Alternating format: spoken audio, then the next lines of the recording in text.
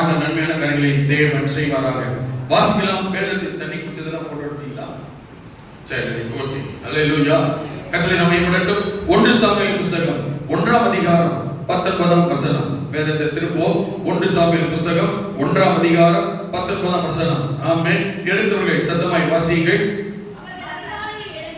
அவர்கள் அதிகாலையில் எழுந்து கர்த்தரை பணிந்து கொண்டு ராமாவில் இருக்கிற தங்கள் வீட்டுக்கு திரும்பி போனார்கள்.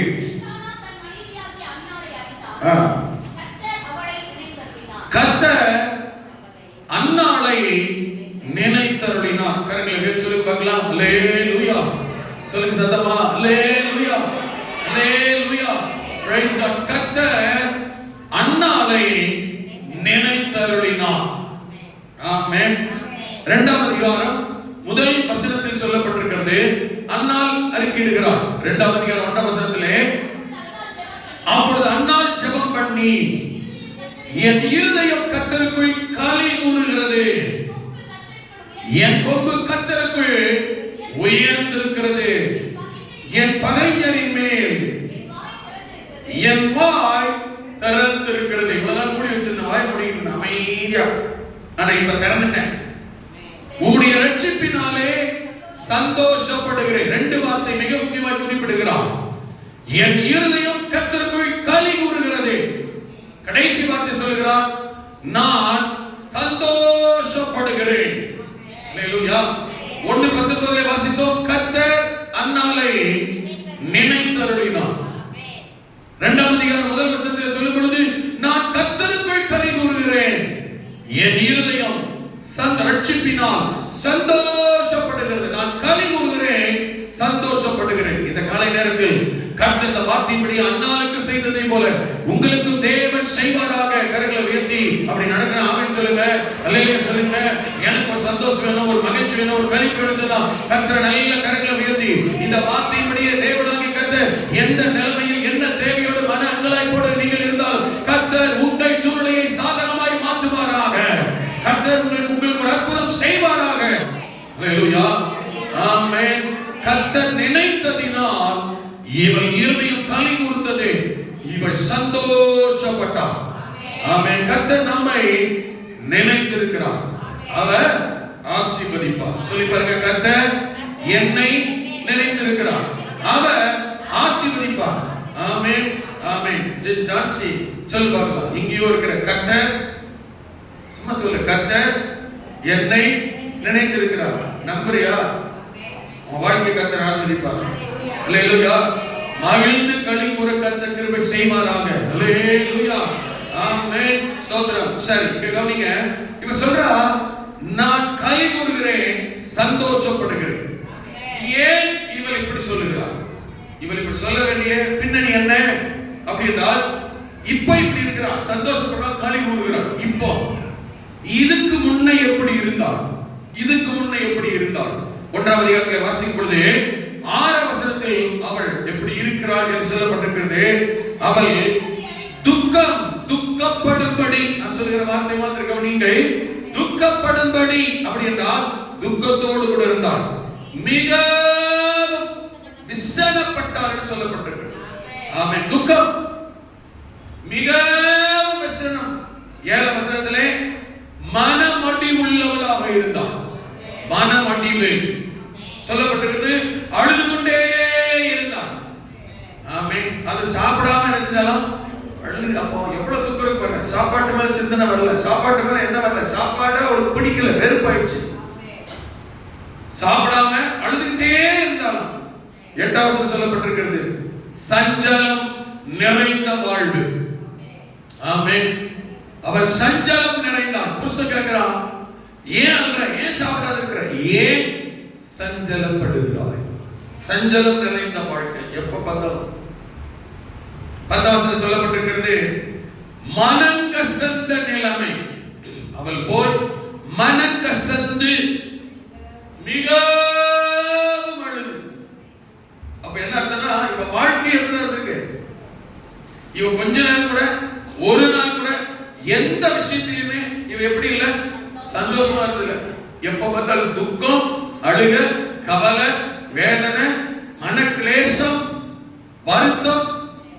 11 சொல்றா சிறுமைப்படுத்தப்பட்ட அனுபவம், ஒடுக்கப்படுகிற, நிந்திக்கப்படுகிற, சிறுமைப்படுத்தப்படுகிற ஒரு அனுபவம்.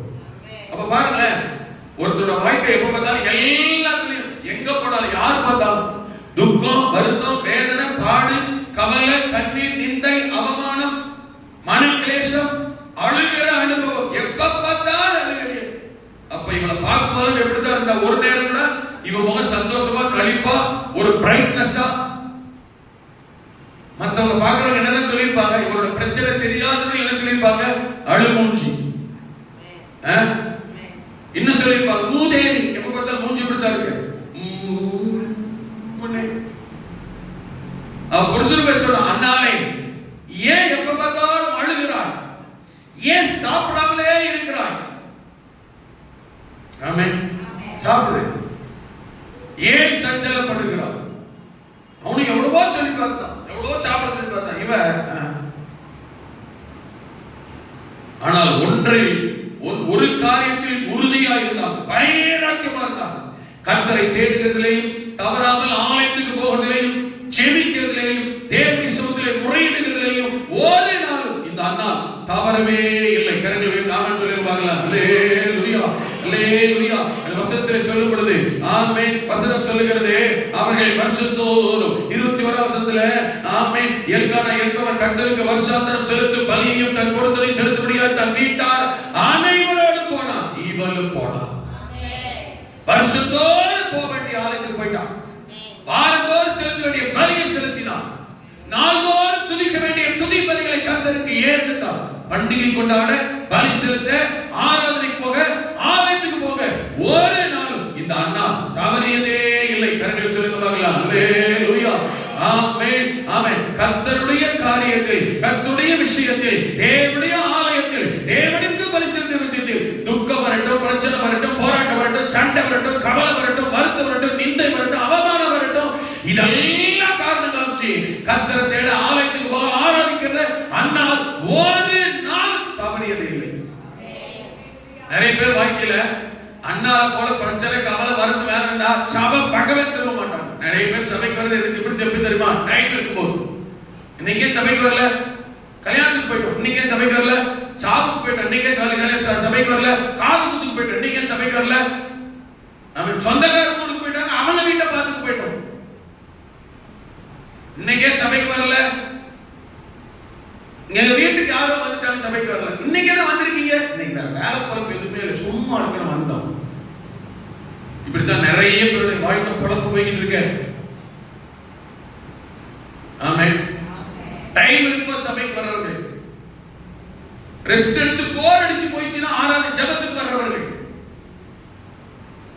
இன்னைக்கு என்ன சிஸ்டர், நீங்க வந்து ரொம்ப சந்தோஷம், நீங்க ஜெபத்துக்கு வந்தீங்கன்னா துணி நேத்தே துவைச்சு போட்டோம் மாஸ்டர், அதனால நீங்க வந்துட்டேன். இப்ப நீங்க என்ன இல்ல, துணி துவைக்கிற வேலை இல்ல, வீட்டுல வேற வேலை இல்ல, போர் அடிக்கலாம், வேலை இல்லாததுனால. அதனால என்ன செஞ்சிருக்கிறாங்க, ஆமென், நீங்களாம் நல்லவங்க. இப்படிப்பட்டவங்க வெளிநாள் அண்ணாள்கள் அல்ல. அண்ணாள்கள் எப்படிப்பட்டது தெரியுமா, துக்கம், பாடு, கவலை, வருத்தம், வேதனை, ஆமென், மன கிளேசம், கண்ணீர், சாப்பிட முடியாத அளவுக்கு துக்கம், குடும்பத்துல பிரச்சனை, எதுவாக இருந்தாலும், எவர் வந்தாலும், எங்க போக வேண்டியிருந்தாலும், ஆமென், இது கர்த்தருடைய நாள், பலி செலுத்துகிற நாள், பண்டிகை நாள், ஆராதனை நாள், கர்த்தரை துதிக்கிற நாள். எனக்கு 1000 பிரச்சனை, தேவை, நெருக்க, போராட்டம், சூழ்நிலை வரட்டும், இது கர்த்தருடைய நாள், கர்த்தருக்கு முக்கியத்துவம் கொடுக்கிற நாள் என்று வருகிற அந்நாளுடைய துக்கத்தை தேவன் சந்தோஷமாய், களிப்பாய் மாற்ற கர்த்தர் வல்லவர். புரிஞ்சிருந்தா கையை தட்டி கர்த்தரை மேம்படுத்த பார்க்கலாம். அல்லேலூயா, அல்லேலூயா, ஆமென். இவ்வளவு வருத்தம், இவ்வளவு வேதனை, இவ்வளவு பிரச்சனை, இவ்வளவு போராட்டம், ஆனால் இந்த அண்ணா ஆமென் வருஷாந்தரம், மாதந்தோறும், மாத பண்டிகை, வருஷ பண்டிகை, வார பண்டிகை, ஆமென், கர்த்தரை தேடுகிற, பலி செலுத்துகிற விஷயத்தில் ஒரு நாள் தவறியது கிடையாது. இந்த காலத்தில் ஒன்றை யோசியுங்கள், எதையோ ஒன்றை சொல்லி ஆண்டவரை தேடுகிறதை நிறுத்தி விடுகிறோம், ஆலயத்துக்கு வந்து நிறுத்தி விடுகிறோம், கர்த்தரை ஆராதிக்கிறதை நிறுத்தி விடுகிறோம். அப்படி என்றால் நம்முடைய வாழ்க்கையில் தேவன் நமக்கு செய்கிற காரியங்கள் எப்படி இருக்கிறது, எப்படி வரும், எப்படி பலிக்கும்? கொஞ்சம் யோசிக்கணுங்க. நீங்களாம் நல்லவங்க, ஆனால் நாம் இப்படிப்பட்ட காரியத்தில் கவனக்குறைவாய் இருந்து விடாதபடி கவனத்தோடு இருக்க கர்த்தர் கிருபை செய்வாராக.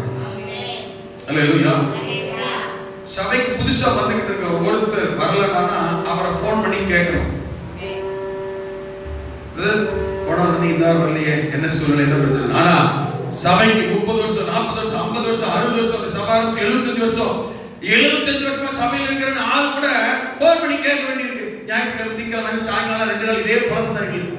ஐயா உங்களை சபை காணுமே, அம்மா உங்களை சபை காணுமே, பிரதர் உங்களை சர்ச்சை காணுமே, சிஸ்டர். ஆவிக்குரிய தரம் எந்த அளவுக்கு இருக்கு பாருங்க. ரட்சிக்கப்பட்டு பல ஆண்டுகள் விசுவாசி ஞாயிற்றுக்கிழமை சபைக்கு வரலன்னு கேட்கிற நிலைமை எப்படி இருக்குன்னு பாருங்க. அதுல உங்கதான் இருக்கீங்களா? அப்படின்னா சபைக்கு வரட்டா கேட்க மாட்டீங்களா பாஸ்டர்னா? பிரச்சனை போராட்டப்போ அந்தோனி எனக்கு காலையில் 3 முறை போன் பண்ணிட்டாங்க, எடுக்கல. நான் புரிஞ்சுக்கிட்டேன் என்னன்ட்டு ஆஸ்பத்திரிக்காக எடுக்க முடியாது. இன்னைக்கு சாயங்காலம் மதியானம் போன் பண்ணுவோம், எப்படி இருக்கீங்க? வீட்டுல பிரச்சனை போராட்டம் கவலை வியாதி பலவீனம் மரணப்படுக்க ஹாஸ்பிடலைஸ் கேட்கலாம். ஆமென். சபைக்கு வரலன்னு கேட்கிற அசிங்கம், அவமானம். அப்ப வரலன்னா எப்படி தெரிஞ்சுக்கிறீங்க? விசுவாசி தான் சொல்லணும் ஏன் வரலன்னு. பாஸ்டர் இன்னைக்கு வர முடியாது போச்சு, இன்னைக்கு வரல, எக்ஸ்கியூஸ். ஆமென். புதுசா ஒரு நபர் போன வாரம் வந்த இந்த வாரம் வரட்ட கேட்கலாம். நான் சொல்றது புரியுதா? ஆனா வளர்ந்த நான் 10 வருஷமா இருக்கிறேன் சபையில, 20 வருஷமா கூட அழைச்சு உட்காந்துருக்கேன், 30 வருஷமா தான் இருக்கிறேன், 40 வருஷமா இருக்கிறேன், 50 வருஷமா தெரியுமா சபைக்கு நான் வந்து கேட்கிறாங்கல்லாம். அந்த ஆளை பார்த்து ஆராதனைக்கு வரலன்னு கேட்டா அசிங்கமான வார்த்தை. அப்படின்னா அந்த சபை விசுவாசி எப்படிப்பட்ட விசுவாசி கிடையாது. புதுசா ஒரு விசுவாசியை விட ரொம்ப கீழான விசுவாசி, ஆவிக்குரிய தரத்துல அர்த்தம். நான் சொல்ல புரியுது?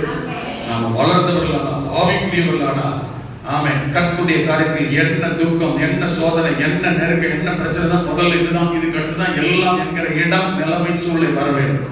நான் சொல்றது புரியுது? பெணினால இருக்கக்கூடாது. பெணினாலுக்கு எதை பத்தி கவலை கிடையாது. சபை நடந்தா என்ன, நடக்கலன்னா என்ன, ஆமென். ஆராதனை நடந்தா என்ன, நடக்கலன்னா என்ன, என் பிள்ளை பனிக்குட்டி மாதிரி எங்க ஊர் மேய்ஞ்சா என்ன, எங்க போனா எனக்கு என்ன. ஆமென். அவளுக்கு 10 பிள்ளைங்க, ஒரு பிள்ளையை குறித்து கூட பைபிள்ல கிடையாது. ஒரு இடத்துல பெண்ணிலால் தவிர அடுத்து வேற எங்கேயுமே பெண்ணிலால் குறித்து எங்கேயுமே கிடையாது. அவளால் சபைக்கோ அவ பிள்ளைகளால் சபைக்கோ ஊழியத்துக்கோ அவன் ஊழியக்காரனுக்கோ ஏதாவது பிரயோஜனமான பைபிள்ல எங்க தேடுதலும் கண்டுபிடிக்க முடியாது. ஆனா அண்ணால் துக்கம், வருத்தம், கவலை, கண்ணீர், வேதனை, பிரச்சனை, போராட்டம், நெருக்கம், மனக்லேசம், ஒரே அழுகையை பார்த்தாலும் 20 வருஷம் அவளால் பிரயோஜனம் இருந்தது, அவளால் நன்மை இருந்தது, அவளால் சபை கட்டப்பட்டுச்சு, அவளால் ஊழியம் ஆசிரியப்பட்டுச்சு, அவளால ஆமென் தேசமே இந்த அண்ணாலால் ஆசிரியப்பட்டுச்சு. ஏன் தெரியுமா? கர்த்தருடைய காரியத்தை ஒரு நாள் மிஸ் பண்ணாத. உடைந்து போன பாத்திரம் தான், நொறுங்கி போன பாத்திரம் தான், ஆனால் கர்த்தரால் பயன்படுத்தப்பட்ட பாத்திரம். ஆனால் நாம நம்முடைய நெருக்கம், உடைஞ்சு போனதே, கவலை, பிரச்சனையானது, போராட்டமான காரணம் சொல்லி தப்பிச்சுக்கிறோம். பலி செலுத்துகிற விஷயத்தில் தவறி விடுகிறோம், ஆராதனை விஷயத்தில் தவறி விடுகிறோம், கர்த்தரை தேடுகிற விஷயத்தில் தவறி விடுகிறோம். நம்ம காரியத்தை தான் முக்கியத்துவப்படுத்துறோம். ஞாயிற்றுக்கிழமை தெரிஞ்சாலே அந்த காரியத்துக்கு முக்கியத்துவம் கொடுக்கூடாது. இதுக்கு பிறகுதான் அடுத்து. ஆமென். அண்ணால் அப்படி கிடையாது. அந்த வசனத்தை குறித்து வீட்டில் வாசிக்க தியானிங்க. வருஷாந்தரம் செலுத்த வேண்டிய பலியை குடும்பமா போய் தவறாமல், புதிய பாட்டால் வாரந்தோறும் செலுத்த வேண்டிய பலி, மாதந்தோறும் செலுத்த வேண்டிய பலி பைபிள் இருக்கு. இன்னைக்கு அதெல்லாம் கிடையாது. நமக்கு வாரந்தோறும் ஆராதனை வர்றோமா? ஆமென். நம்முடைய வாழ்க்கையில துக்கத்தை சந்தோஷமாய் மாற்றுகிற ஆண்டவராக இருக்கிறார். எவ்வளவு கவலை, கண்ணீர், வருத்தம், வேதனை, பிரச்சனை இருந்தாலும் 2ஆம் அதிகாரம் 1 வசனத்திலே அண்ணால் சொன்னதை போல என் இருதயம் கர்த்தருக்குள் களி கூறுகிறது, நான் இப்பொழுது சந்தோஷமாய் இருக்கிறேன். துக்கத்தை சந்தோஷமாய் மாற்றுகிற தேவன் இருக்கிறார். மாற்றுவார். வாழ்க்கையில நன்மை நடக்கும். கர்த்தரை தேடுகிற விஷயத்தில், ஆராதிக்கிற விஷயத்தில் எப்படி இருக்கிறோம்? அல்லேலூயா. ஆமென். Praise God. அன்னைக்கு அவ்வளவு துக்கமா இருந்ததுதான் இன்னைக்கு 2ஆம் அதிகாரம் 1 வசனத்தின்படி கர்த்தர் இவன் வாழ்க்கையை மாற்றினார். சந்தோஷத்தின் களிப்புக்கு மேல கர்த்தர் மாற்றினார். காரணம் என்ன தெரியுமா? மாறின காரணம் தெரியுமா? 1:19 சொல்லப்பட்டிருக்கிறது.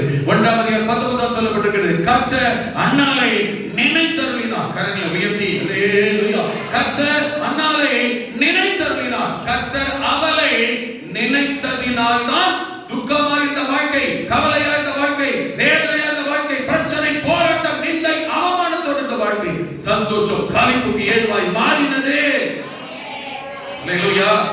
18ஆம் வசனத்தில் ஆனால் அதற்கப்புறம் கடைசி பகுதி, அப்புறம் அவள் துக்க முகமாய் இருக்கவில்லை. இந்த காலை நேரத்தில் துக்கத்தோடு வருத்தத்தோடு இந்த காலை நேரத்தில் ஏதோ ஒரு பிரச்சனையோடு கர்த்தருடைய சமூகத்தில் வந்திருப்பீர்களானால், ஆண்டவரை தேடி வந்திருப்பீர்களானால், அன்றைக்கு கர்த்தரை தேடி ஆராதிக்க போன அன்னாருடைய வாழ்க்கையில் துக்கம் எப்படி சந்தோஷமாய் மாறினதோ, கவலை எப்படி சந்தோஷமாய் மாறினதோ, பிரச்சனை எப்படி சந்தோஷமாய் மாறினதோ, ஆலயத்தை தேவனை தேடி வந்திருக்கிற உங்கள் வாழ்க்கையிலே கர்த்தர் உங்கள் துக்கத்தை சந்தோஷமாய் மாற்றுவார். உங்கள் கவலை மாறும், உங்கள் பிரச்சனை மாறும், உங்கள் போராட்டம் மாறும். அவள் அப்புறம் துக்கமுகமாய் இருக்கவே இல்லை. ஆமென். வாழ்க்கை சந்தோஷத்துக்கு மாறிவிட்டது. ஆமென். கண்ணீர்கள் துடைக்கப்பட்டது. அதனால தான் சொன்னான், என் இருதயம் கர்த்தருக்குள் களி கூறுகிறது. ஆமென். அவளை கர்த்தர் நினைத்தார், அவள் சஞ்சலம் வருத்தம் வேதனை நீங்கியது. காரணம் தெரியுமா? காரணம் தெரியுமா? கர்த்தர் நினைச்சதுனாலதான். ஆண்டவர் உங்களை நினைக்கணும். நினைக்கிறாரா? நாமளே சொல்லிக்கிறது இல்ல. ஆமென். கர்த்தரை நினைக்கிறார் நாமளே சொல்லிக்கல. கர்த்தர் நம்மை நினைக்கிறார். ஆமென். நம்முடைய செயல்பாடு மிக முக்கியம். கர்த்தர் நினைக்கிற அளவுக்கு இருக்கணும். அதை தான் கவனிக்கணும்.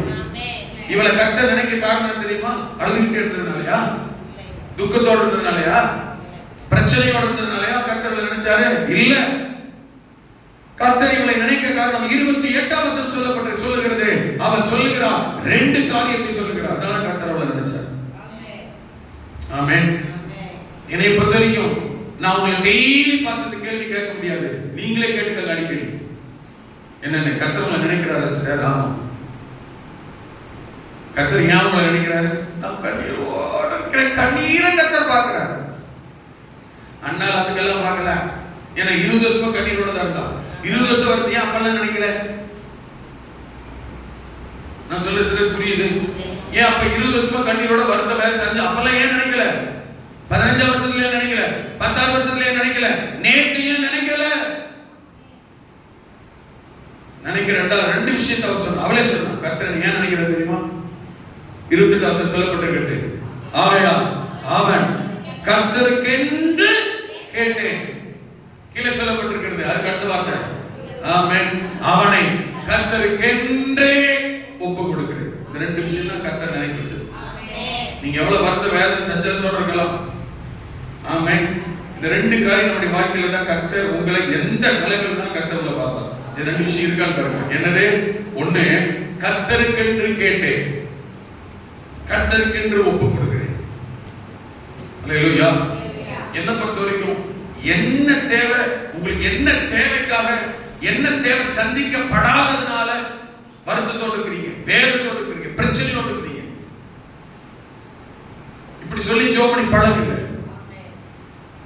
ஆண்டவரே,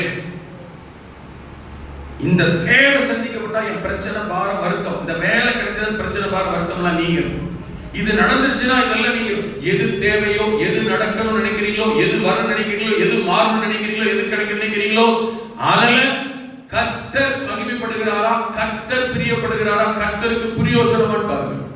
இதெல்லாம் யோசிங்க.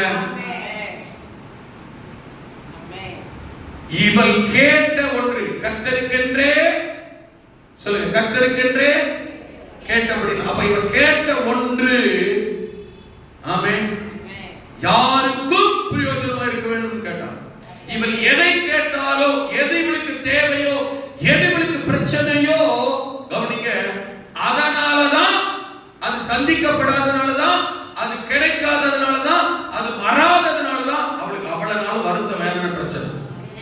நான் சொல்ல புரிஞ்சா இல்லையா? ஆமென். அப்ப அது நான் கேட்டேன், வருத்தப்படுத்துற, சஞ்சலப்படுத்துற அந்த ஒன்று எனக்கு கிடைக்கும் பட்சத்தில் எனக்கு மட்டுமல்ல, அது உமக்கு பிரயோஜனமாக இருக்க வேண்டும் ஆண்டவரே. புரியுது? நிறைய பேர் வேலை வேணும்னு கேட்பாங்க.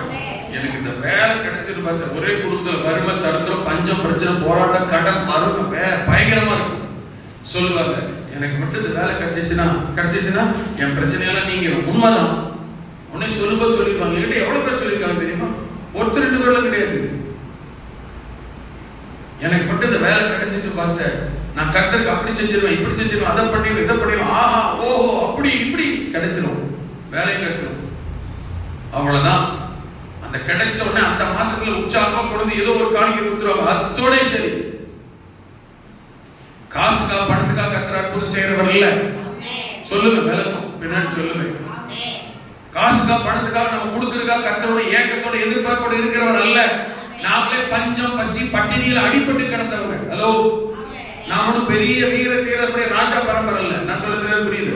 நாமளே பஞ்சத்திலையும் வறுமையிலையும் வேதனையும் தான் இருந்தா நீ ஆசீர்வதிமாண்டவரேன்னு கேட்கிறோம். அப்ப நாம கொடுத்து கர்த்தரோட ஆசீர்வதிக்கப்பட போறது இல்ல. நாம கொடுத்து கர்த்தர் உயர போறது இல்ல. நாம கொடுத்து கர்த்தர் வாழ போறாரா? சிலருக்கு அப்படித்தான் சிலருக்கு நினைப்பு கிடையவே கிடையாது. என்னை பத்தி நான் அடிக்கடி நினைப்பேன். நான் என்னை நினைப்பேன், உங்களை சொல்ல என்னை நினைப்பேன். நான் இல்லாட்டா கர்த்தருக்கு இன்னொருத்தன், நான் கொடுக்காட்டா கர்த்தருக்கு இன்னொருத்த கொடுப்பான் தெரியுமா? நான் செய்யட்டா என் வேலை இன்னொருத்த செஞ்சுட்டு போயிடுவான். ஹலோ, அதனால நான் இல்லைன்றக்கா கர்த்தருக்கு ஒரு நஷ்டமும் கிடையாது. அப்ப நான் எதுக்கு இருக்கு தெரியுமா? நான் எனக்கு ஆசீர்வாதமா இருக்கணும், என்னால கர்த்தருக்கு பிரயோஜனமா இருக்கணும்னுக்காக தான் இருக்கிறேன். எதனால புரியுது? நான் சொல்ல புரியுதா? அதேதான் உங்களுக்கும். நான் இப்ப நான் நினைக்கிறேன், நான் இருக்கிறனால சபையை கம்ப சபை இருக்குன்னா அட கூறு கட்டுறனே, நீ இருக்கிறவனு கம்ப சபை நடக்கல, கம்பத்துக்கே நீ 13வது ஆள். ஆமென். நான் சொல்றது புரியுது? கம்பத்துக்கு நீ எத்தனாவது ஆளு? உனக்கு கூட 12 பேரை பார்த்தவன்றார் கர்த்தர். நீ போயிட்டாலுமே 14வது ஒருத்தன் வந்துருவான்றார். சபையை கூட்டிடுவாங்களா? எழுத்து அதெல்லாம் கிடையாது. ஆமென். நான் இல்லாட்டா இன்னொருத்தன் நான் கொடுக்கலன்னு வச்சுக்கோங்க. ஆமென். நீ கொடுக்கல, அதனால உனக்கு நானும் கொடுக்க மாட்டேன். ஷட்டர் க்ளோஸ் பண்ணிடுவார். That's all. இங்க இருக்கீங்களா? நான் சொல்ல புரியுதா? இப்ப நான் நினைக்கிறேன், நான் கொடுத்ததுனால தான் இந்த கீபோர்டை வாங்கியிருக்கு தெரியுமா? நீ கொடுத்ததுனால தான் நீ வெள்ளை சொல்லியமா இருக்க தெரியுமான்னு கர்த்தர் கேட்கிறார். ஆமென். நான் அந்த கீபோர்டு நீ கொடுக்கறனால இல்ல, நீ கொடுக்கட்டா இன்னொருத்தருக்கு வச்சு கொண்டு வாங்கி வச்சிருக்கேன். ஆனா நீ எப்படி இருக்க மாட்ட, நீ வெள்ளை சொல்லியமா இருக்க மாட்டேன், கிழிஞ்ச துணியா தான் இருக்க அப்படின்னு என்னை பார்த்து கர்த்தர் சொல்லுவார். அப்ப செய்யறது கொடுக்கறது யாருக்காக? எதுக்காக சொல்லுங்க? செய்யறதுக்கு யாருக்காக? எதுக்காக இல்ல, எனக்கு பிரயோஜனமா இருக்கணும், அதெல்லாம் ஆண்டவருக்கு பிரயோஜனமா இருக்க கொடுக்கணும். ஆமென். நிறைய பேர் சொன்னது என்ன தெரியுமா? வேலை வந்துட்டு பாஸ்டர், இந்த சொத்து வித்துட்டு பாஸ்டர், இந்த பணம் வந்துட்டு பாஸ்டர், வந்துச்சுன்னா நாம கட்டிட்டு நாம வாங்கிட்டு ஜாலியா இருக்க மாட்டேன். ஆமென். கொஞ்சம் மாத்துங்க, சிந்தையை மாத்துங்க, எண்ணத்தை மாத்துங்க.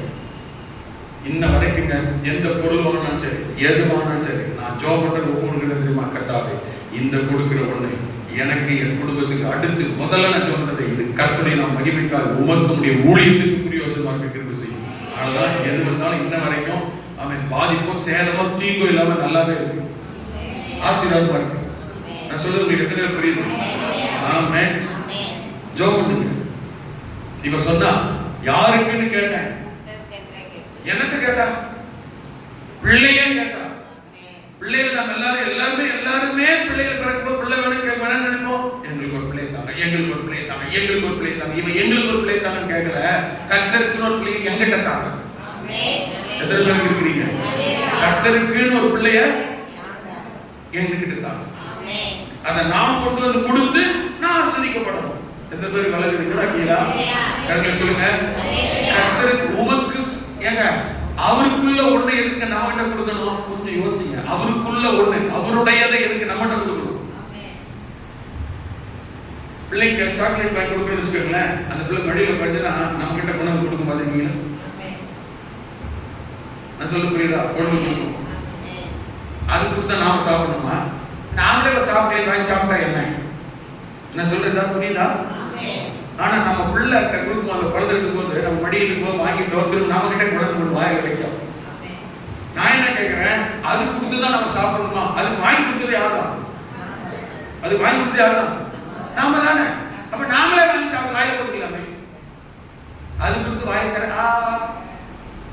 அவருக்கு வச்ச உடனே அந்த சாக்லேட்டோ துளூன் மிட்டாயை வச்ச உடனே நமக்கு எவ்வளவு சந்தோஷம் வருது, எவ்வளவு மகிழ்ச்சி வருது. ஆனா யாருடைய இது வைக்கிறது? யாரோட கொடுக்குது? உங்களுக்கு லாஜிக் புரியுதா? இது நிறைய பேருக்கு விளங்குது. அப்ப நாம என்ன செய்யறீங்க? உனது ஏன் வாயில வச்சுட்ட, நீ வச்சுட்டு யாரா சொன்னது உண்டா? எந்த தாத்தா பாட்டி அப்பா அம்மா பிள்ளைகள் சாப்பிட்ட உடனே அது கொண்டு ஒரு மிட்டாய் பிஸ்கெட்டோ எதையோ கொண்டு இப்படி வாயில வைக்கிறேன், கொண்டு வாயில வச்சுட்ட அப்படி மிட்டாயோ பிஸ்கெட்ட அது சாப்பிட்ற ஒன்று நாம வாங்கி கொடுத்த ஒண்ணு சாப்பிட நம்ம வாயில வச்சுச்சுன்னா அப்படி நம்ம துப்புறது உண்டா? திட்டுறது உண்டா? உனக்கு வாங்கி ஏன் வாயில வச்சுட்ட திட்டுறது உண்டா? எங்க இன்னும் கொஞ்சம் கொடுப்பாங்களா? ஆமென். பண்றோம்? அது கொடுத்துட்ட உடனே, அது குணம் கொடுத்துட்டு என்ன செய்யறோம்? தூக்குறது என்ன, கொஞ்சம் என்ன? ஐயோ என் பேத்தி. நிறைய பேர்ல தப்பா கொஞ்சுவாங்க. ஆம்பளை எடுத்து பொம்பளை பார்த்து குடிடி குட்டே, பொம்பளை பிள்ளை பார்த்து வாடா செல்லம், அது இப்படிதான் வரும். அதை பத்தி இருக்கும். ஆம்பளை பிள்ளை வரும், அது பொம்பளை பிள்ளை வரும். யாரும் மாத்தாங்க. அது கெட்ட. ஏன்னா சொல்லி எப்படி வளர்க்குற பொம்பளை பிள்ளைய, பொம்பளை பிள்ளை எப்படி வளர்க்குறது? ஆம்பளை மாதிரி வாடா செல்லம், வாடா செல்லம். பொம்பளை பிள்ளை எப்படி சொல்ற? வாடா செல்லம், வாடா. அப்படி செல்லம் கொஞ்சிங்க. ஆமென். ஆம்பளை பிள்ளைக்கு வாடி செல்லம், அது பொம்பளை பிள்ளை மாதிரியே வளர்ற டைப்பா. பிள்ளைகளுக்கு சைக்காலஜில இதெல்லாம் இருக்கு. அதே போல பிள்ளைகள் கொஞ்சம் போது இதெல்லாம் தெரிஞ்சுக்கங்க. புரியுதா? பிள்ளைக்கு தூக்கி நினைச்சிருக்காது. தாத்தாவை ஒரு மிதி மிதிச்சிரு, தாத்தா ஒரு அடி அடிச்சிரு, பாட்டி ஒரு அடி அடிச்சிரு. அந்த புள்ள வளர்ந்த உடனே அப்ப சொல்லவே தேவையில்ல, தானா போய் மிதிக்கும், தானா போய் உதைக்கும். இந்த பாட்டி எப்படி சொல்லி தூக்கி கொஞ்சம் போது தாத்தா தாத்தா அடாத தாத்தா ஒரு அடி அடிச்சிடலாம், அடிச்சிரு, இப்ப அடிச்சு காட்டுறது, இப்ப மிதிச்சு காட்டுறது. இந்த பிள்ளைக்கு இப்பவுமே விஷத்தை ஊத்தி வளர்க்கறது. நாளைக்கு எதிர்காலத்துல அப்பனை அடிக்குது, அம்மாவை மீக்குது. என்னடா ரகசியம் பார்த்தா சர்ச்சுக்கெல்லாம் போகுது, ஆனா வீட்டுல தான் மீக்குது. என்னடா பார்த்து நாளைக்கு பிள்ளை வளர்க்க கூடாது, உடனே தான் அடிப்பேன். எங்க வீட்டுல யாராவது பிள்ளைகள் கொஞ்ச நாள் நல்லா போடணும். நான் இதுல தப்பான வளர்ப்பு. கொஞ்ச நாள் பேர்ல தப்பு தப்பா பிள்ளைகளை விதைக்கிறது மனசுல. ஆமென். இவன் என்ன சொல்ல தெரியுமா? உம்முடையதை எனக்கு தாரும். அந்த அர்த்தம் புரியுதா? உம்முடையதை எனக்கு தாரும், உமக்கு கொடுத்திருக்கா தாரும். ஆமென். வாங்கி கொடுத்தது நம்ம தான். அது நம்ம கிட்டயே கொடுக்கும் போது நமக்கு வர்ற சந்தோஷம் இருக்கு, நமக்கு வர்ற மகிழ்ச்சி இருக்கு. ஆமென். இந்த பேரம்பேத்தி எடுக்காத வரைக்கும் யாருக்கு அது புரியாது. பேரம்பேத்தி எடுக்கிட்டு பிறகு மகனையும் மகளையும் இப்படி கொஞ்சிருக்கவே மாட்டாங்க, திரும்பி இருக்க மாட்டாங்க, தூக்கி இருக்க மாட்டாங்க. ஆனா இந்த பேரம்பேத்தி கீழே விட மாட்டாங்க. பாத்துக்க, மகனை தூக்கி இருக்க மாட்டாங்க, உண்மையா மகளை தூக்கி இருக்க மாட்டாங்க, அப்படிலாம் தூக்கி கொஞ்சிருக்க மாட்டாங்க. ஆனா பேரனை பேத்தி வந்துட்டும் கீழே விட மாட்டாங்க. பாத்துக்கீங்களா? நிறைய பேருக்கு புரியல. ஏன்னா தாத்தா பாட்டி ஆகல. ஆய் பாருங்க, என்ன பாருங்க, என்ன பாருங்க, ஆய் பாருங்க. அந்த ஆய் கூட கலந்து. ஆமென். அது வரைக்கும் ஒண்ணுமே புரியாது. அப்புறம் பாருங்க, ஆமென், அவங்க அப்பா அம்மா ஒண்ணுமே புரியாது. என்னத்தான் இவர் சொல்றாரு அப்படின்னு அடுத்த வருஷம் தெரியும் புரிய அவங்க அப்பா அம்மா. ஆமென். ஆமாங்க. இதுல என்ன விஷயம் தெரியுமா? கொஞ்சம் யோசிச்சு பாருங்க. இந்த அந்த பிள்ளை தூக்கிட்டு வராங்கல்ல, நான் வந்ததுல பார்த்திருக்கேன். சிஸ்டர் ஆராதிச்சதே கிடையாது. நான் தப்பா சொல்றேன், பொதுவாக சொல்றேன். அது வரைக்கும் ஆராதிப்பாங்க, பாட்டு பாடுவாங்க. ஆராதனை பாட்டு எதுக்கு நேரம் போயிருந்தா அந்த குழந்தைக்கு நேரம் போயிருக்கும். மகள் வரும்போது அவர் வந்திருக்கலாம் பாத்துக்க. மகள் ஆராதனை வச்சுக்கல, கண்ணை திறந்து கையை தூக்கு, கண்ணை மூடு அப்படின்னவங்க. இப்ப பேரன் பேத்தி வந்தோன்னு என்ன நடக்குன்னா, சர்ச்சில் ஓடி பிடிச்சி விளையாடுறாங்க. ஆமென். அது ஓடி எடுத்து விளையாட தூக்கிட்டு போறாங்க, தூக்கிட்டு வெளியே போகணும் வர்றாங்க. அந்த ஐயா யாரும் சபை ஆலயம் இப்பவுமே சின்ன பிள்ளை சொல்லி கொடுக்கணும். ஓடக்கூடாது, சர்ச்சில் சத்தம் போடக்கூடாது, இங்க அமைதியா இருக்கு. அந்த வீட்டுல கொஞ்சம் சபையிலே வருது. அதனால அந்த பிள்ளை சபைக்கு வந்தாலும் ஆராதிக்க மாட்டேங்குது, மதிக்க மாட்டேங்குது. அங்க உட்காந்து இங்க ஓடி வரும், இங்க இருந்து அங்க ஓடு. பாத்தீங்களா? நான் சொல்லிட்டா உங்களுக்கு தான் பேரன் பேத்தி, எனக்கு அது விசுவாசம் தான். நான் மண்டையில இங்கெல்லாம் வந்து நாங்களே கொண்டு விடுவேன். நான் சொல்ல தெரிய புரியுது? என் பிள்ளைதான் சொல்றாரோ? ஆமா. ஆமென். வீட்டுல விட்டு விளையாட விட்டு வேடிக்கை பார்க்கணும், சர்ச்சில் விளையாட வேடிக்கை பார்க்கணும், இங்க விளையாட எப்படி இருக்கணும். ஆமென். இது சபை, எல்லாருக்கும் சபை. அல்லேலூயா. அப்படின்னா இனிமே நான் தூக்கிட்டு வர மாட்டேன். அந்த குழு உருப்படாதே போயிடும். சபையை வளர்க்கிற இடம் தான், பயமுட்டி சொல்லிக் கொடுக்குற இடம் தான். எங்க வீட்டுல போய் சொல்லிக் கொடுக்க முடியுமா? கை கட்டு, உட்காரு, கையை தட்டு, பாட்டு அப்படி வீட்டுல சொல்லிக் கொடுக்குமா? அது நமக்கு இருக்கு பிடிச்சி அது நம்ம நினைக்கும். நல்லா தான் இருக்காங்க. நான் சொல்றது புரியுதா? இங்கதான் கூட்டிட்டு வரணும், சொல்லிக் கொடுக்கணும். சரியா? தம்பி இப்படி இரு, கையை தட்டு, பாட்டு அப்போ இது வீட்டுல போய் அதை அப்படியே பிராக்டிஸ் பண்ணணும். நான் சொல்ல புரியுதுல? இப்படி நடக்கும் வீட்டுல. நிறைய பிள்ளைகளை பாருங்களேன், இந்த கான்சென்ட்ரேட் சபையோட இருக்கிற பிள்ளைகளை பாருங்களேன், வீட்டுல போய் என்னத்தையும் தூக்கி மைக் மாதிரி பாட்டுப்பாங்க. பாஸ்டர் கை கட்டி கால கட்டுறதுல அதே மாதிரி ஆக்ஷன் பண்ணும். பாஸ்டர் உட்காடு போட்டு நிற்கவங்க, நான் பாட்டு பாடுறேன் அப்படின்னு சொல்லுவோம். உங்க பிள்ளைகளை அப்படி செய்யும், செஞ்சிருக்கு. இப்போ அந்த பிள்ளையும் செய்யும் நாளைக்கு. ஆமென். அந்த பிள்ளைங்க பார்த்தீங்கன்னா பிரசங்கம் பண்ணும், என்னென்ன பொழுது எல்லாம் சொல்லும். அந்நிய பாஷை பேசும். இவங்க பேசுறாங்களே இல்லையோ, இவங்க பேத்தி பேசும். அது பாட்டுக்கு அந்நிய பாஷையில பேசும். என்ன பேசுறது புரியாது. ஆமென். சின்ன பிள்ளைல ஆண்டவரோட தொடர்பு. அப்படிதான் பிள்ளைகள் என்ன செய்யணும். அதே போல நான் சொல்லிட்டு இருப்பேன், அது வேலையா இருந்தா அது வேலையை அது பார்க்குது, டிஸ்டர்ப் பண்ணாதீங்க, நம்ம வேலையை நாம பார்ப்போம்னு சொல்லுவோம் நான். அப்போ நம்ம பேர பேத்தி நமக்கு எப்படி தெரியுது? நாம தான் எதையோ வாங்கி கொடுக்குறோம். அது நாம கொடுத்ததையே வாங்கி நம்ம கூட்டும் போது, நம்ம கொடுக்கும் போது அது எச்சியா இருக்கட்டும், என்னவா இருக்கட்டும், நமக்கு அது எப்படி தோணுதுன்னா அவ்வளவு சந்தோஷம். அது வாரி அணைச்சிக்கிறோம். அதுக்கு ஒரு முத்தமடைய பொழியும். யாரத வாங்கிட்டு முத்தம் கொடுக்கிறோம்? நாம கொடுத்ததையே நமக்கு. ஏன் அந்த மனப்போக்கு நமக்கு அப்படி மாறுது? சந்தோஷமா இருக்கு. நம்மளுக்கு தானே நம்முடைய கொடுத்து அதை நம்ம திருப்பி கொடுக்கும் போது அதுக்கு நாம அந்த சாக்லேட்டையோ என்னத்தையோ ஒன்று கொடுத்தோம்னா அதோட இருக்காம அதுக்கு அடுத்து செய்யணும் பாருங்க. அதுதான் அந்த சாக்லேட்டை விட பெருசு. நம்ம வாங்கி கொடுத்த சாக்லேட்டை விட அதுக்கு எது பெருசு தெரியுமா? தூக்கி கொஞ்சம் பாருங்க, அது முத்து கொடுக்குற பாருங்க, அதை அரவணைக்கிற பாருங்க, அணைச்சிக்கிற பாருங்க. அதுதான் அந்த பாசம், அன்போட பிணைப்பு அல்லது வெளிப்படுத்துறோம். சாக்லேட்டை வாங்கி கொடுத்ததுல கூட இல்லை. இதுதான் ஆண்டவருக்கு நமக்கு இருக்கிற உறவு பிணைப்பு. என்ன தெரியுமா? அண்ணா சொன்னா, எனக்கு கொடுங்க, உம்முடையதை எனக்கு கொடுங்க, நான் உங்களுக்கு கொடுக்கிறேன்.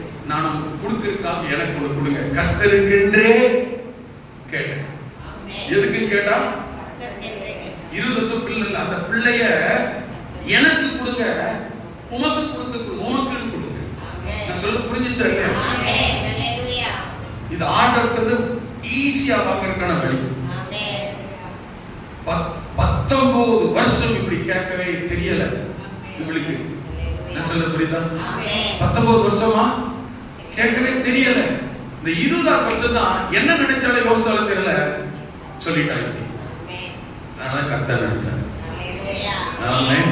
இவ்வளவு நாளா சுயநலவாதியாவே இருந்த, ஆனா இப்போ ஆமென் எனக்கு கொடுக்கிறது கேட்ட பத்தியா, எனக்கு கொடுக்கறதுக்கு என்கிட்ட கேட்ட பத்தியா, எனக்குன்னு கேட்ட பத்தியா, உன்னை நான் கட்டாயம் கொடுக்காம இருக்கவே மாட்டேன். கர்த்தர் நினைச்சாரு. உங்க தேவையில, உங்க பிரச்சனையில கர்த்தர் உங்களை நினைக்கிறதுக்கு 2 விதமான வார்த்தையை ஜெபத்துல பேருக்காக பயன்படுத்தாதீங்க. உண்மையா கேளுங்க. பேருக்காக கேட்கறீங்களா, உண்மையா கேட்கறப்பன்னு கர்த்தருக்கு தெரியும். நானும் இப்படிதான் பாஸ்டர் சொல்லி சொல்லி ஜெபம் பண்றேன், ஒண்ணுமே நடக்க மாட்டேங்குது. கர்த்தருக்கு தெரியும். வாங்கின பிறகு எப்படி மாறுன்னு கர்த்தருக்கு தெரியும். ஆமென். நான் சொல்ல புரியுதா? வாங்கின பிறகு ஒரு பிள்ளை மட்டும் இல்ல, ஒரு ஆசீர்வாதம் என்னைக்கு வாங்கின பிறகு நம்ம எப்படி மாறும் கர்த்தருக்கு தெரியும். அதனாலதான் அப்படிங்களே கூட்டுறாரு. ஆனா உண்மையான இருதயம், அந்த அர்ப்பணம், ஆமென், திறந்த மனசோட, உண்மையான இருதயத்தோட, உண்மையா கர்த்தர்கிட்ட கேட்கும்போது ஆண்டவர் நினைக்கிறார்கள், மறுக்கிறது. 2வது என்ன வார்த்தை சொன்ன தெரியுமா? அவனை கர்த்தருக்கென்றே ஒப்பு கொடுக்கிறேன். நான் உமக்கு தரதுக்கு எனக்கு தாங்க, உமக்கு கொடுக்கறதுக்கு எனக்கு தாங்க. அப்போ நீர் எனக்கு தர ஒண்ணு என்ன செய்யணும்? உமக்கு மகிமையா பிரயோஜனமா இருக்கட்டும். 2வது அதை கர்த்தருக்கென்றே ஒப்பு கொடுக்கிறேன். கர்த்தருக்கு பிரயோஜனப்படும்படியா, கர்த்தருக்கு மகிமையா ஜீவிக்கும்படியா, கர்த்தருக்கு சாட்சியா இருக்கும்படியா இந்த வேலையை கர்த்தர் கொடுத்தார் என்று சொல்லும்படி. நான் சொல்லுறீங்களா? அவர் செய்யறதுல கர்த்தர் மகிமைப்படும். ஆமென். நமக்கு தர்ற நன்மையினால கர்த்தர் மகிமைப்படும், வேலையில கர்த்தர் மகிமைப்படும். மகிமைப்படும்படியான காரியமாய் நான் அர்ப்பணிக்க வேண்டும். கர்த்தருக்கென்றே ஒப்பு கொடுக்கிறேன். இது 2 கேட்கிறா கர்த்தர் நினைக்கிறார். இது 2ஐயும் கர்த்தருடைய சமூகத்துல வெறும் அறிக்கையா சொல்லல, ஸ்டேட்மெண்டா சொல்லல. 11ஆம் வசனத்தை வாசி பாருங்க. ஆமென். 1:11 சும்மா ஸ்டேட்மெண்டா சொல்லல, அவர் சொல்ற பாருங்க. சேனைகளின் கர்த்தாவே தேவரே, உம்முடைய அடியாளின் சிறுமையை கண்ணோக்கி பார்த்து உம்முடைய அடியாளை மறவாமல், அவர் சொல்ற காரணம் நினைத்தருளி, உம்முடைய அடியாள், உமது அடியாளுக்கு ஒரு ஆண் பிள்ளையை கொடுத்தால் அவன் உயிரோடு இருக்கும் சகல நாள் நான் அவனை கர்த்தருக்கு ஒப்பு கொடுப்பேன். கவனிங்க கவனிங்க, இது வரைக்கும் தான் நாம செய்யறோம். நம்ம வாழ்க்கையில நம்முடைய ஜெபம், தேவை, விண்ணப்பம், அறிக்கை இப்படிப்பட்டதாக தான் போய் கொண்டிருக்கிறது. இதுதானே ஜெபம். இப்படிதானே பண்ணணும். ரைட். இதோடு சேர்த்து இவள் இந்த ஜெபத்துக்கு மெருகேற்றும்படி, பவர் உண்டாக்கும்படி, கர்த்தர் கிரியை செய்யும்படி இன்னொன்றையும் செய்தார். அதுதான் ஆண்டவர் நினைக்க, திரும்பி பார்க்க, இவளை நினைக்க, இவளை மறக்காமல் ஆசீர்வதிக்க காரணமா இருந்தது. என்ன தெரியுமா? அந்த ரெண்டு காரியத்தை சொன்னா இல்லையா, வெறும் ஸ்டேட்மெண்டா, வெறும் விண்ணப்பமா, வெறும் ஜெபமா பண்ணிட்டு போகல. அவன் கர்த்தருக்கென்று கேட்டேன், கர்த்தருக்கே ஒப்பு கொடுக்கிறேன். ரெண்டு காரியத்தும் வெறும் ஸ்டேட்மெண்ட், அறிக்கையா, ஜெபமா பண்ணிட்டு போல. 11ஆம் வசனம் சொல்றா, ஆண்டவரே அவன் தலையின் மேல் சவரங்கதி படுவதில்லை என்று ஒரு பொருத்தனை பண்ணி கொண்டால், பொருத்தனை பண்ணி கொண்டால். வலது கரத்தை உயர்த்தி அல்லேலூயா, ஆமென். கரங்களை அல்லேலூயா சொல்லுங்க. கையை உயர்த்தி கொட்டாய் நடக்கல, எல்லாம் கை வச்சு சொல்லுங்க அல்லேலூயா. இப்படி சொல்லி பொருத்தனை பண்ணி கொண்டால், பொருத்தனை. இதுதான் கர்த்தரை திரும்பி பார்க்க வைத்தது, நினைக்க வைத்தது, செயல்பட வைத்தது, சிந்திக்க வைத்தது, மறக்காமல் அவளை நினைக்க வைத்தது இந்த பொருத்தனை. ஆமென்.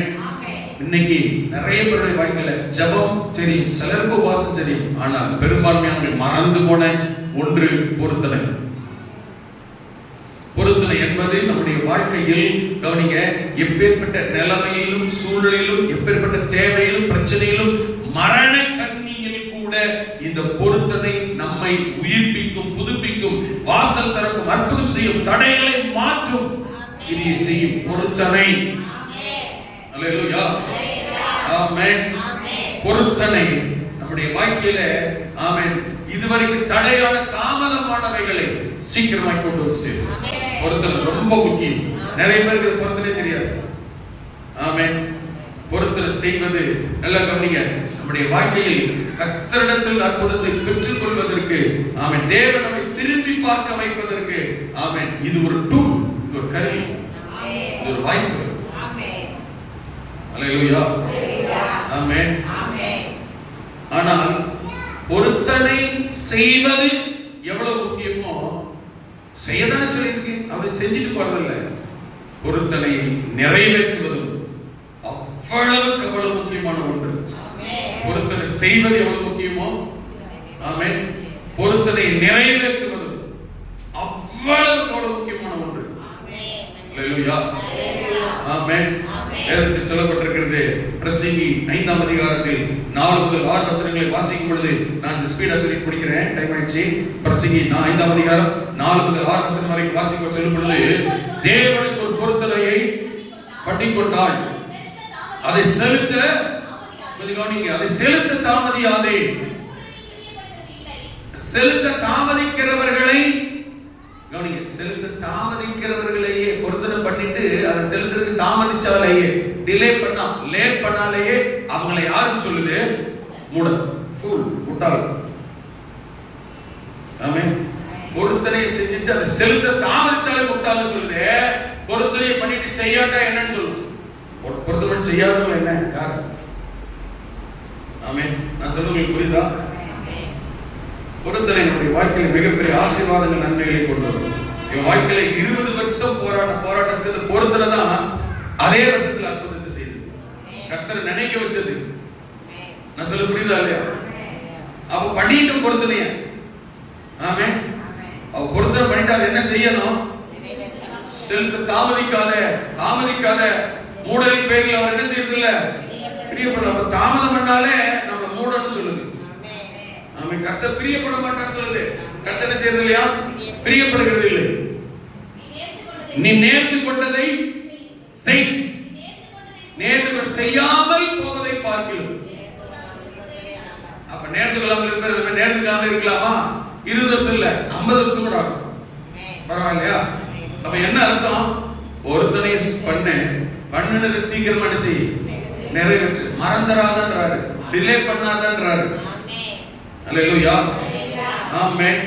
6ஆம் வசனத்தில் வாசி பாருங்க. ஆமென். உன்னை பாவத்துக்குள்ளாக்க உன் வாய்க்கு இடப்படாதே. பொருத்தனை எதுல பண்ணுன? பொருத்தனை எதுல பண்ணுன? என்னன்னு சொன்ன, வாய் தான் சொல்லுச்சு. ஆண்டவரே உமக்கென்று கொடுக்கிறேன், உமக்கென்று அர்ப்பணிக்கிறேன். பொருத்தனை வாயில என்ன பண்ண, வாயில பொருத்தனை பண்ணிட்டு செலுத்த முடியாம போகும்போது, கொடுக்க மனசு இல்லாம போகும்போது என்னன்னு சொல்றது தெரியுமா? இந்த வாய் சொல்லுது ஏதோ தெரியாம வேற யோசனை வேற ஏதோ சிந்தனையில இருந்தேன், புத்தி பிசையினால் வாய் சொல்லிருச்சு. ஏதோ தெரியாம சொல்லிட்டேன், யோசனை இல்லாம சொல்லிட்டேன். இதை யாருக்கு சொல்ற? மனசுகிட்ட வேணா சொல்லிடும். அம்மா தெரியாம சொல்லிட்டாமா, பிரதர் தெரியாம சொல்லிட்டேன், பாஸ்டர் தெரியாம சொல்லிட்டேன், சிஸ்டர் தெரியாம சொல்லிட்டேன், மனசுகிட்ட வேணா சொல்லி ஏமாத்தலாம். யாருக்கு சொல்லாத? கர்த்தருக்கு சொல்லாத. இந்த கர்த்தர் போய் வாய் தெரியாம சொல்லிச்சு, டக்கு ஸ்லிப் ஆயிடுச்சு, யோசிக்காம பொருத்தனை பண்ணிட்டேன், நாம அப்படி பண்ணிட்டேன் இப்படி சொல்லவே கூடாது. தூதன் கேட்டுக்கிட்டு போய் சொல்லுவான். அல்லேலூயா. ஏன் தூதன் இருக்கிறது தெரியுமா? அவன் தான் சாட்சி. மனுஷங்கிட்ட சொல்லிட்டு சொல்லலன்னு சொல்லி நம்ம மாத்திரலாம். பொருத்தனை வந்து சொல்லும் போது தூதன் சாட்சி அளிக்கிறான், போய் சொல்லுவான். அவனால அவங்கிட்ட என்ன செய்ய முடியாது, ஏமாத்த முடியாது. கீழே கடைசி வார்த்தை பாருங்க, வார்த்தையினாலே தேவன் உன் வார்த்தையினாலே கோபம் கொண்டு உன் கைகளின் கிரியையை அழிப்பானே. கொஞ்சம் இந்த வார்த்தை மட்டும் கொஞ்சம் நிதானம் பண்ண முடியும். ஒரு பொருத்தனை நம்ம வாழ்க்கையில ஆசீர்வாதத்தை கொண்டு வரும். ஹலோ, இங்க தான் இருக்கீங்களா? நான் இங்க தான் இருக்கேன், கை வைத்துக் கொள்ளலாம். ஒரு பொருத்தனை நம்ம வாழ்க்கையில ஆசீர்வாத நன்மையும் கொண்டு வருது.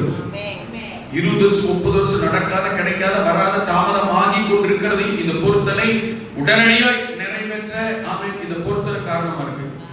அதே சமயத்துல நல்லா கவனிக்கணும், இந்த பொருத்தனையே நம்முடைய வாழ்க்கையில் கவனிக்கணும். கடைசி வார்த்தை நீங்க வாசிங்க.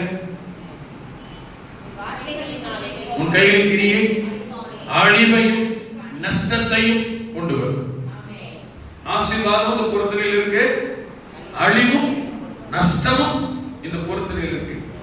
அழிவையும் நஷ்டத்தையும் பிரச்சனையும் கொண்டு அடைவது நாம் தான். ஆசீர்வாதத்தை உயர்வையும் பெற்றுக் கொள்வது நாம் தான். ஆமென்.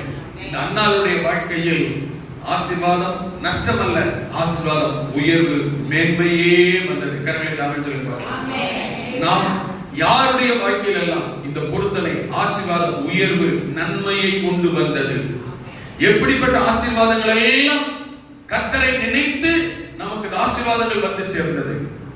அடுத்த வாரத்தில் கவனிக்க போகிறோம். ஆனால் இன்றைக்கு இந்த காலை நேரத்தில் கொஞ்சம் நாம் சிந்திக்க, நம்முடைய இருதயம் சிந்திக்க, நம்மை கர்த்தர் நம்மை நினைத்து பார்த்து வைக்க, நம்முடைய உள்ளத்தை ஒரு விசை நாம் ஆண்டவர் பக்கமாய் திரும்ப கர்த்தர் கிருபை செய்வாராக. கர்த்தர் அன்னாளை அதற்கு அப்புறம் அவள் துக்கமுமாய் இருக்கவில்லை. ஆமென். என் இருதயம் கர்த்தருக்குள் களி கூறுகிறது, சந்தோஷப்படுகிறது. அல்லேலூயா.